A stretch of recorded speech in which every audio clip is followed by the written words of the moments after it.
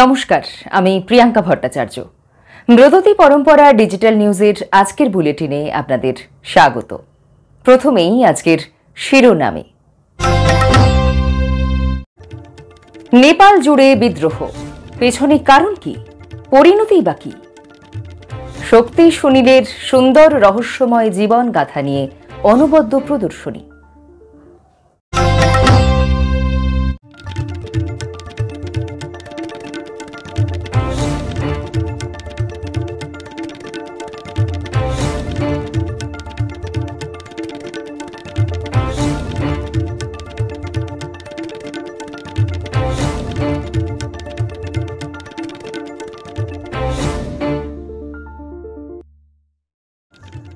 ব্যস্ত শহরের বুকে প্রজাপতি বৈচিত্র্য নিয়ে জনসচেতনতা গড়ে তোলার উদ্দেশ্যে বিগ বাটারফ্লাই মান্থ এবং উইক লাভস বাটারফ্লাইয়ের যৌথ উদ্যোগে এবার রবীন্দ্র সরোবরে প্রজাপতি চেনানোর একটি কর্মশালা অনুষ্ঠিত হল, যার লক্ষ্যই ছিল সারা ভারতে প্রজাপতির বৈচিত্র্য নথিভুক্ত করা এবং সংগৃহীত তথ্য গ্লোবাল বায়োডাইভার্সিটি ইনফরমেশন ফ্যাসিলিটিতে জমা দেওয়া, যা গবেষণা, সংরক্ষণ, পরিকল্পনা ইত্যাদির জন্য বিশেষ গুরুত্বপূর্ণ।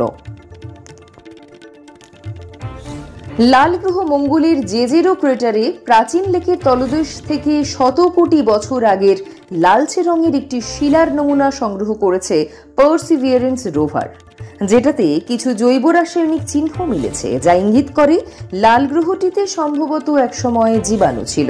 নেচার পত্রিকা বলছে, এসব পাথরের মধ্যে এমন কিছু খনিজের সন্ধান মিলেছে যা সাধারণত কাদা ও জৈব পদার্থের মধ্যে রাসায়নিক বিক্রিয়ার মাধ্যমে তৈরি হয় বলে অনুমান।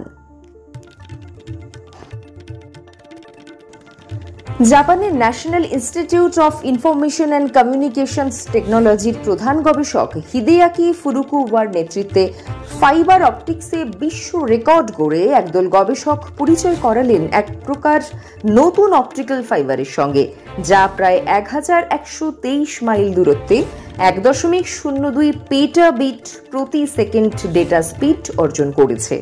এই নতুন আবিষ্কারে গতি ও দূরত্ব দুটোতেই সাফল্য পাওয়ায় উচ্ছ্বসিত বিজ্ঞানীরা।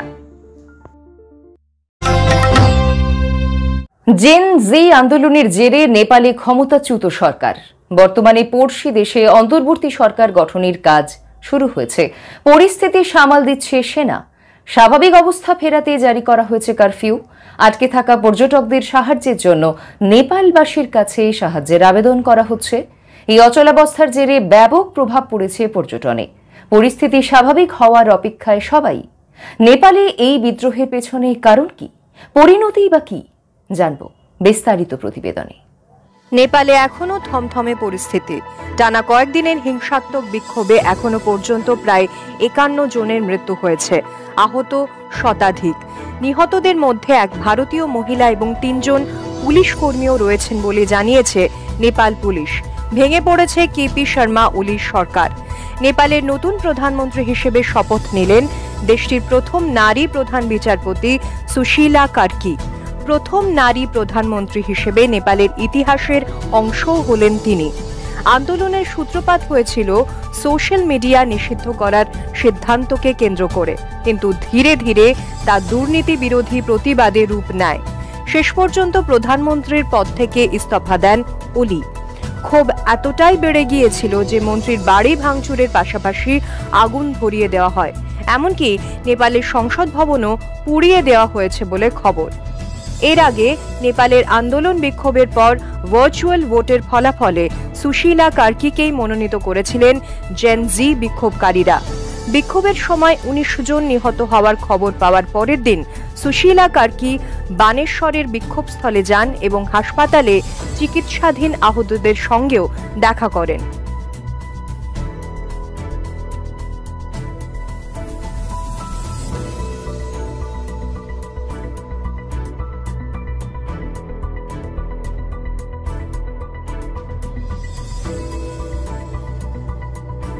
অন্যদিকে অশান্ত নেপাল থেকে ভারতীয় নাগরিকদের সরিয়ে আনতে শুরু করেছে ভারত সরকার। বিশেষ বিমানে তাঁদের দেশে ফেরানো হচ্ছে। শুক্রবারই অন্ধ্রপ্রদেশের অন্তত 140 জনকে কাঠমান্ডু থেকে নিরাপদে দেশে ফেরানো হয়েছে। আরও কয়েকজনকে স্থলপথে ফিরিয়ে আনা হয়েছে উত্তরপ্রদেশের সানৌলি সীমান্ত দিয়ে। নেপালের রাজনৈতিক অস্থিরতা ভারতের কাছে শুধু একটি প্রতিবেশী দেশের সংকট নয়, এটি সীমান্ত নিরাপত্তা, ভূ রাজনৈতিক ভারসাম্য, অর্থনৈতিক স্বার্থ এবং আঞ্চলিক নেতৃত্ব, এই চারটি ক্ষেত্রে বড় চ্যালেঞ্জ তৈরি করছে। দিল্লি খুব কাছ থেকে পরিস্থিতি পর্যবেক্ষণ করছে, কারণ নেপালের স্থিতিশীলতা মানে ভারতের উত্তর সীমান্তে শান্তি ও নিরাপত্তা। কূটনীতিকদের অনেকের মতে নেপালের সংকট যদি দীর্ঘায়িত হয় তাহলে ভারতকে বারবার মধ্যস্থতা বা হস্তক্ষেপ করতে হবে, যা তার কূটনৈতিক ও কৌশলগত মনোযোগকে অন্য জায়গা থেকে সরিয়ে দেবে।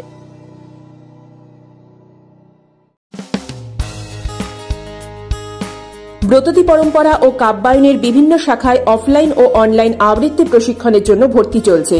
কবির রোড, সল্টলেক, বারাকপুর, সোনারপুর, চুঁচুড়া, বেহালা, শ্রীরামপুর, শ্যামবাজার ও শান্তিনিকেতন শাখায় ভর্তির জন্য যোগাযোগ করুন এই নাম্বারগুলিতে।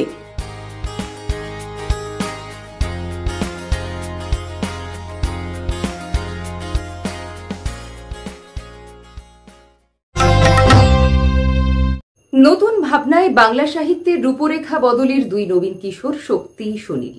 বাংলা কবিতার দৈন্যের দিনে নতুন তরঙ্গ তুলে তাদের একসাথে পথ চলা, নানা পরীক্ষা নিরীক্ষা, নানা রকম ভাঙা গড়া, আবার একসাথে জড়ে থাকা, তা সে কৃত্তিবাসের দপ্তরেই হোক কিংবা নিছক কোনো অন্তরঙ্গ সাহিত্যিক মহলের আড্ডা, তারই কিছু নির্যাস ছবি ও কথাতে সাজিয়ে গত 7ই সেপ্টেম্বর সুনীল গঙ্গোপাধ্যায়ের 92তম জন্মদিনটিকে স্মরণে রেখে গগনেন্দ্র প্রদর্শনশালায় সুন্দর রহস্যময় সুনীল গঙ্গোপাধ্যায়, শক্তি চট্টোপাধ্যায় শীর্ষক একটি প্রদর্শনীর আয়োজন করা হয়েছিল। জেনে নেব বিস্তারিত প্রতিবেদনে।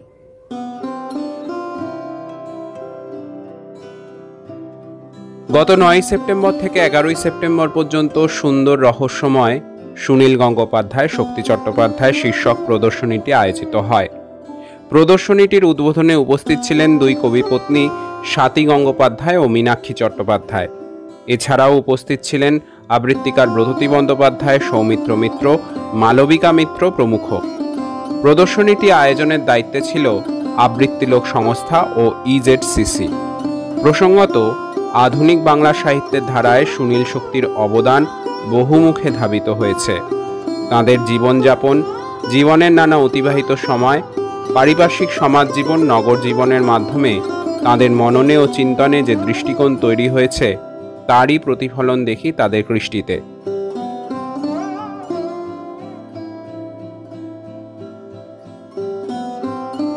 তাদের সাহিত্যিক কর্মজীবন ও ব্যক্তিগত জীবনের নানা পর্বের আলোকচিত্রে সংগৃহীত নানা মুহূর্তের কোলাজে সাজানো হয়েছিল এই প্রদর্শনী।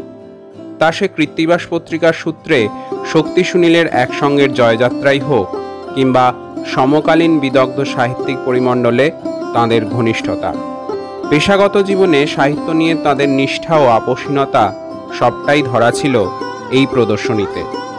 আবার পেশাদার সাহিত্যিক হয়ে ওঠার পাশাপাশি সুনীল গঙ্গোপাধ্যায় শিল্প প্রতিভায় বিদগ্ধ ভ্রমণ প্রাবন্ধিক, নাট্যকার, চলচ্চিত্র প্রবক্তা ইত্যাদি দিকগুলি নিয়ে প্রদর্শনীতে ধারণা দেওয়া হয় বিভিন্ন ছবিতে।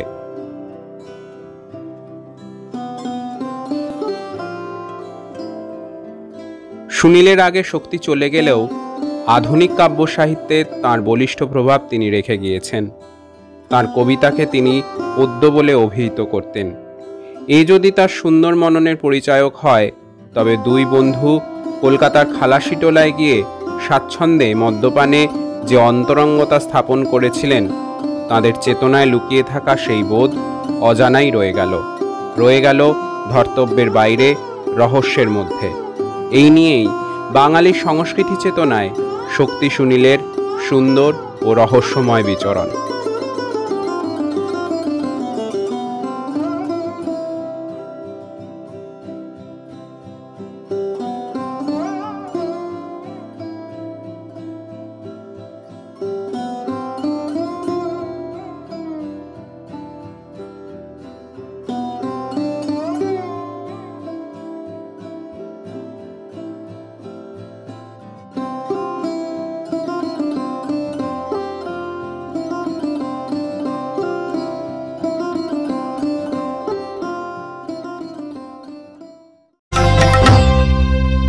দ্রুততি পরম্পরা ডিজিটাল নিউজ আজ এ পর্যন্তই। আরও খবর জানতে চোখ রাখুন আমাদের ফেসবুক পেজ এবং ইউটিউব চ্যানেলে। ধন্যবাদ।